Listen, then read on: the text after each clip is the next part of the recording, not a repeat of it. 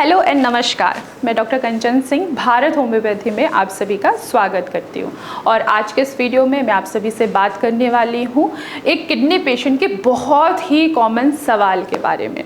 अक्सर ओपीडी में भी जब भी पेशेंट आते हैं तो वो अपनी डाइट को लेके बहुत ज़्यादा वरीड होते हैं। उनका कहना ये है कि मैम हमें तो कुछ भी नहीं खाना है, तो हमारे लिए आखिर क्या बचा है? हम रोटी खा रहे हैं, सब्जी खा रहे हैं, तो क्या हम चावल खा सकते हैं? तो आज की जो वीडियो है इसी सवाल का है कि क्या एक किडनी फेलियर का पेशेंट या आप किडनी के पेशेंट हैं तो क्या आप राइस यानी कि चावल का सेवन कर सकते हैं या नहीं कर सकते हैं।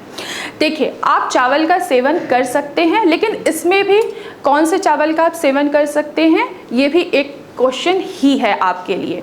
बहुत सारे पेशेंट हैं कहते हैं कि हमें ब्राउन राइस खा सकते हैं या हम सफ़ेद राइस खाएं।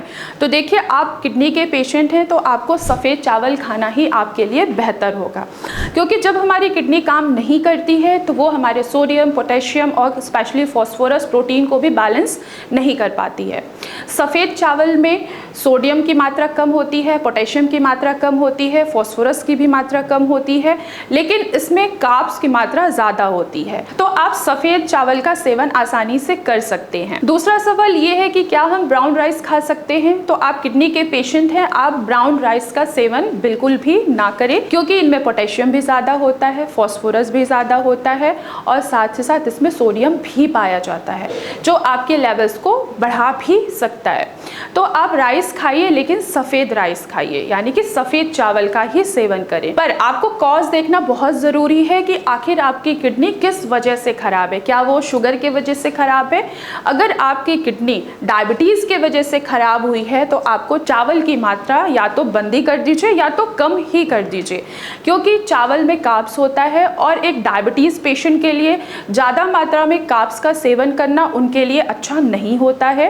अगर आप अधिक मात्रा में चावल खा रहे हैं या थोड़ा बहुत भी चावल खा रहे हैं तो इससे आपका शुगर लेवल बढ़ सकता है, और जहां आपका शुगर लेवल बढ़ेगा वहीं पे आपका क्रेटिनिन, यूरिया, सारी चीज़ें जो हैं वो फ्लैक्चुएट ही दिखाई देंगी।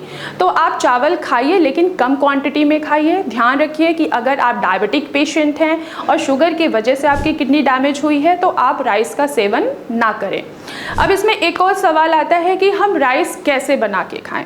तो देखिए, राइस दो तरीके से हम बना के खाते हैं। एक हम प्रेशर कुकर में बना के खाते हैं, दूसरा जब हम पतीले में उसको बॉईल करके खाते हैं।